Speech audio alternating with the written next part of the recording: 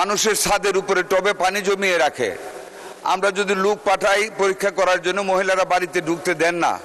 হামের অভিজ্ঞতা থেকে শিক্ষা নিয়ে ভবিষ্যতে ডেঙ্গু সহ যে কোনো সংক্রামক রোগ মোকাবেলায় একটা সমন্বিত জাতীয় জনস্বাস্থ্য প্রস্তুতি ও জরুরি প্রতিক্রিয়া ব্যবস্থা গড়ে তোলার বিষয়ে সরকারের সুনির্দিষ্ট পরিকল্পনা কি? মাননীয় স্পিকার, আমি আপনার মাধ্যমে মাননীয় মন্ত্রীর কাছ থেকে মন্ত্রীকে বিশেষভাবে দৃষ্টি আকর্ষণ করছি। মাননীয় স্পিকার, আপনাকে ধন্যবাদ। আপনাকেও ধন্যবাদ মাননীয় সদস্য। মাননীয় স্বাস্থ্য ও পরিবার কল্যাণ মন্ত্রী সর্দার মোহাম্মদ সাখাওয়াত হোসেনকে এই বিষয়ে তার সংক্ষিপ্ত বিবৃতি প্রদানের জন্য আহ্বান জানাচ্ছি। ধন্যবাদ মাননীয় মন্ত্রী। জনাব স্পিকার স্যার, আপনাকে ধন্যবাদ। ধন্যবাদ মাননীয় সংসদ সদস্যকে সাম্প্রতিক জনস্বাস্থ্য সম্পর্কিত একটি বিষয়ে আমাদের দৃষ্টি আকর্ষণ করার জন্য। মাননীয় স্পিকার, একটু প্রাসঙ্গিকতার বাইরে একটি কথা বলতে চাই। মাননীয় সংসদ সদস্য যেই নোটিশটি দিয়েছেন, আপনার হাতেও আছে, সংসদ কার্যালয়ে আছে, আমার হাতেও আছে। কিন্তু উনি যেই প্রশ্নটা উত্থাপন করলেন নোটিশটি, তার 4 ভাগের 3.5 ভাগ বাইরেতে বলেছেন। এই প্রশ্নের সাথে কোনো সম্পর্ক নেই, নতুন নতুন তথ্য বলেছেন, যেটা আমি উত্তর দিতে পারবো আলহামদুলিল্লাহ। তবে আমার মনে হয় এটা রেওয়াজের বাইরে, রীতির বাইরে। যাক মাননীয় স্পিকার, তবু আমি বলে যাচ্ছি, আশা করি মাননীয় সংসদ সদস্য সকল উত্তর পাবেন। প্রথম 2টি লাইনের দ্বিতীয় লাইনে উনি লিখেছেন 2026 সালের শুরু থেকে 9 জুলাই পর্যন্ত এই 6 মাসে আমাদের 6175 জন ডেঙ্গু রোগে আক্রান্ত হয়, যার মধ্যে 22 জনের মৃত্যু হয়। মাননীয় স্পিকার, 2025-এর জানুয়ারি থেকে জুলাই পর্যন্ত গত বছর রোগীর সংখ্যা ছিল 15,210, মারা গিয়েছিল 58। একই সময়ে মাননীয় স্পিকার, এইবার জানুয়ারি টু জুন আক্রান্ত হয়েছে 8,978 জন, মারা গিয়েছে 28 জন। তার মানে গত বছরের তুলনায় অর্ধেকের চেয়ে কম। কিন্তু এই জন্য আমি কোনো সাবাস দিতে চাই না, যেহেতু মানুষ এখন আক্রান্ত। তবে এটুকু বলতে চাই, ডেঙ্গু রোগকে মোকাবেলা করার জন্য মাননীয় স্পিকার, গত 2 মাস আগ থেকে আমরা সারা বাংলাদেশ ব্যাপী আমাদের সিভিল সার্জন, বিভাগীয় পরিচালক, জেলা প্রশাসক, উপজেলা নির্বাহী কর্মকর্তা, উপজেলা স্বাস্থ্য কর্মকর্তা সহ আমরা পরিচ্ছন্ন অভিযান প্রতি শনিবার চালিয়ে আসতেছি। সকল ড্রেনগুলিকে পরিষ্কার করা হয়েছে।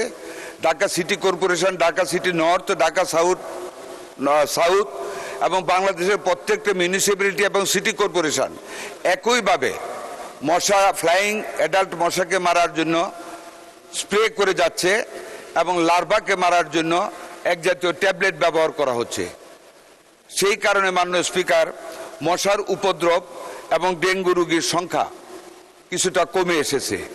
তো মাননীয় স্পিকার, একটি কথা এই ব্যাপারে সবাইকে বলতে চাই, mosquito is very small insect.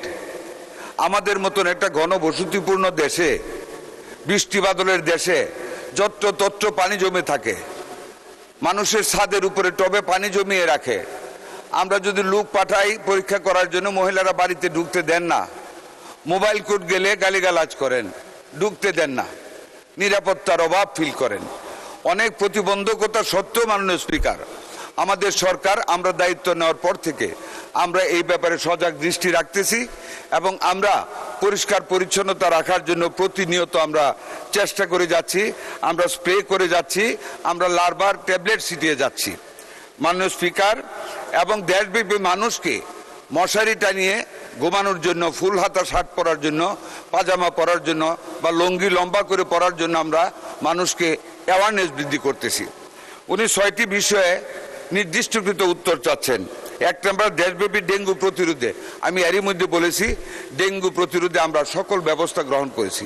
আমি আরও বলতে চাই, ডেঙ্গু টেস্ট করার রি-এজেন্ট শরণাতীত কালে স্টক আমাদের হাতে আছে, যেটা বিগত সময়ে কোনো সরকার তাদের হাতে রাখতে পারে নাই।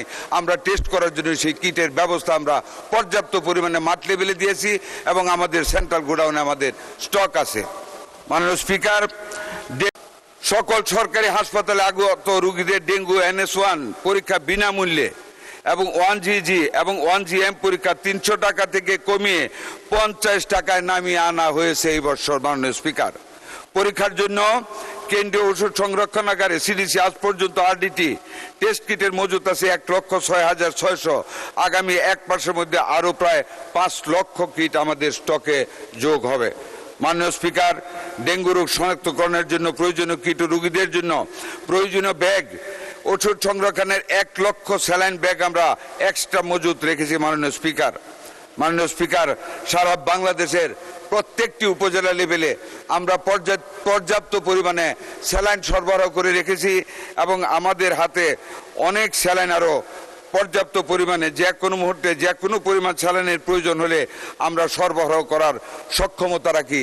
আমাদের স্যালাইন এবং কিটের অভাবে কোনো রোগীর কোনো অসুবিধা হবে না। রোগীদের হাসপাতালে ভর্তির ব্যাপারে প্রশ্ন করেছেন। মাননীয় স্পিকার, আমরা প্রত্যেকটা হাসপাতালকে প্রস্তুত রেখেছি। যে কোনো সময় যে কোনো পরিমাণ রোগী আসলে আমরা মোবাইল হসপিটালও আমরা তৈরি করে রেখেছি এবং আমাদের সেনাবাহিনীকে প্রস্তুত রাখা হয়েছে।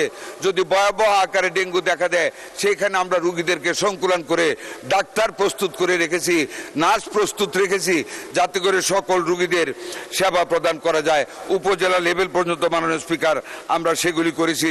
আইসিইউ, পরীক্ষা নিরীক্ষা, ওষুধ, চিকিৎসক, নার্সের সার্বিক ব্যবস্থা আমরা গ্রহণ করে রেখেছি। মাননীয় স্পিকার, এর ভিতরে যদি ডেঙ্গু রোগীদের জন্য কোনো রকম শ্বাসকষ্টের কারণ দেখা দেয় আমরা আমাদের ভেন্টিলেটর এবং আইসিইউ পর্যন্ত প্রস্তুত রেখেছি, যাতে করে আমাদের কোনো রোগী বিনা চিকিৎসা অবহেলায় যেন মৃত্যুর কুলে ঢলে না পড়ে।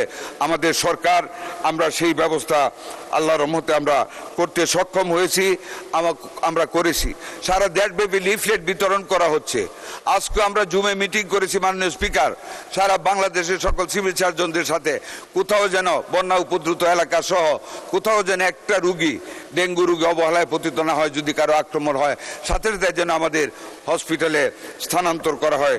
এইভাবে মাননীয় স্পিকার আমরা সার্বিকভাবে সারা বাংলাদেশ ব্যাপী ডেঙ্গুর ব্যাপারে অত্যন্ত সচেতন পরিকল্পনা গ্রহণ করে সামনের দিকে আমাদের মাননীয় প্রধানমন্ত্রীর প্রখর দৃষ্টির অধীনে এবং ওনার সুপরামর্শে আমরা সামনের দিকে এগিয়ে যাচ্ছি।